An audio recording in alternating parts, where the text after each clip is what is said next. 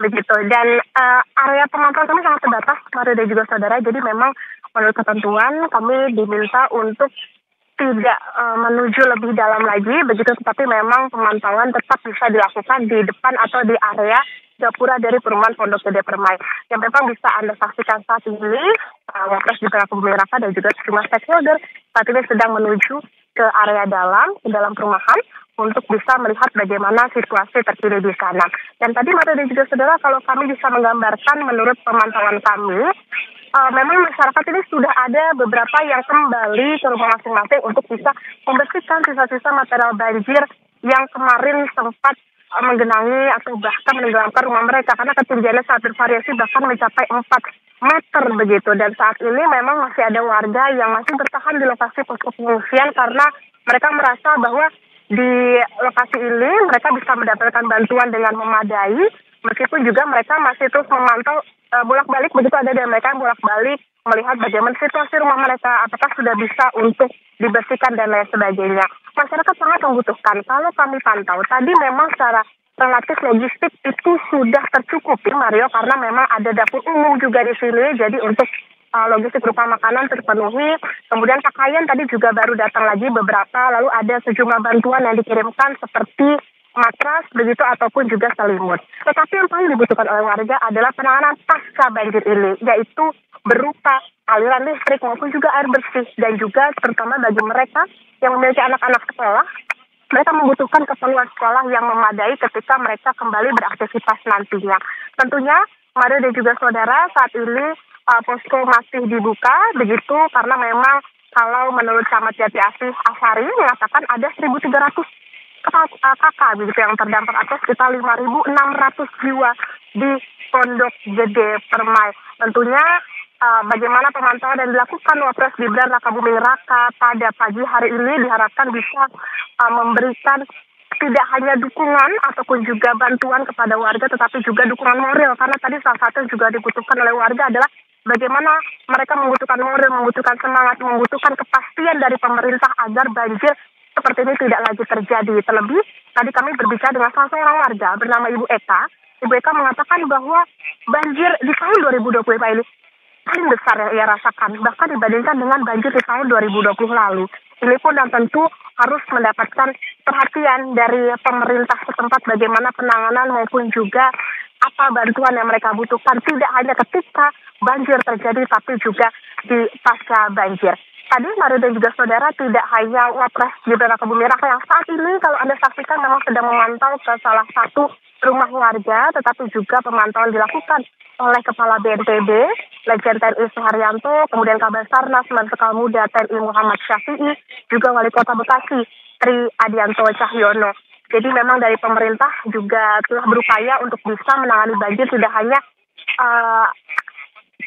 upaya begitu untuk melakukan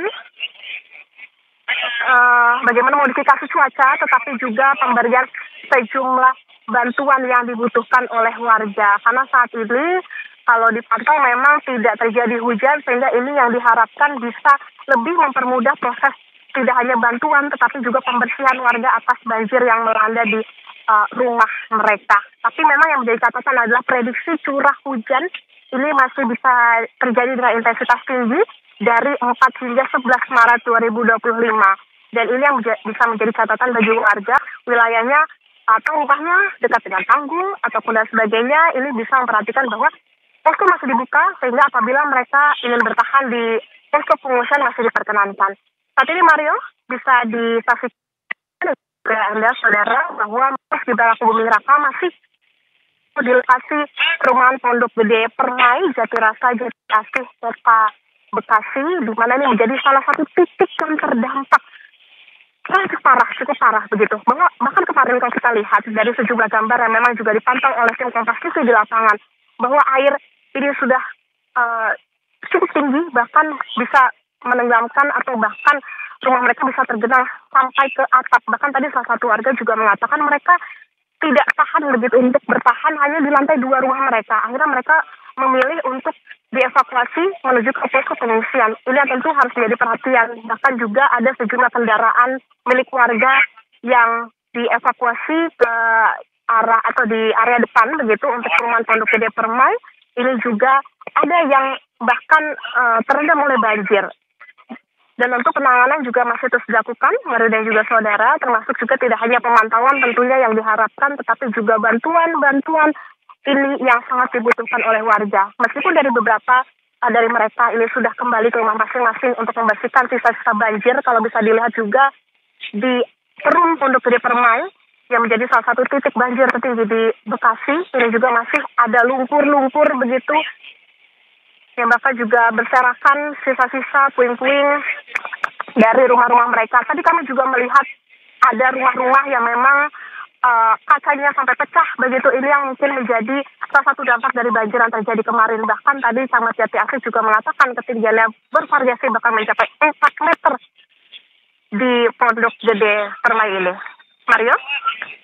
Ya, Okta, dari kedatangan Wakil Presiden Gibran, kita melihat bahwa ada dialog yang dilakukan oleh Wakil Presiden dengan beberapa masyarakat yang tadi bertemu langsung. Apa sebenarnya yang disampaikan oleh masyarakat, Okta? Apakah memang terkait dengan bantuan ataukah mitigasi yang perlu dilakukan pemerintah sebenarnya? Karena dari apa yang disampaikan, banjir besar terjadi 5 tahun yang lalu dan akhirnya terjadi lagi, masih terjadi di tahun ini. Dan masyarakat pun menjadi korban dalam peristiwa ini. Apa yang disampaikan tadi oleh masyarakat? Apakah terkait dengan bantuan yang memang masih perlu dibutuhkan atau terkait dengan mitigasi yang perlu dilakukan segera oleh pemerintah? Iya, betul sekali Maria dan juga saudara, bahwa memang ada dialog yang tadi dilakukan oleh Wapres Gibran Raka Buming Raka ketika ia tiba di posko pengungsian atau di posko tepatnya gudang logistik BNPB yang berada di dekat Perum Pondok Gede Permai, Jatirasa, Jati Asih, Kota Bekasi.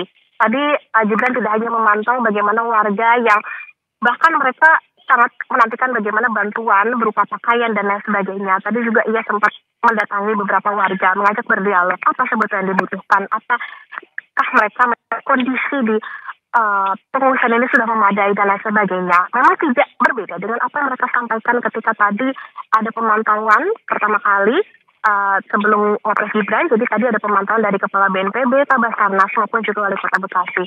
Tadi beberapa dari mereka mengatakan kepada Gibran bahwa memang kondisinya mereka yang mendapatkan beberapa bantuan logistik dan lain sebagainya, tapi tentu yang diharapkan tidak hanya itu, tetapi ada juga dukungan moral dan juga dukungan yang lebih memadai, baik itu dari segi makanan, pakaian dan lain sebagainya, terutama mereka yang memiliki anak bayi, balita, yang juga kalau kami lihat Mario, di sini cukup banyak begitu mereka berada di sini menantikan bantuan berupa pokok dan lain sebagainya. Nah, tentu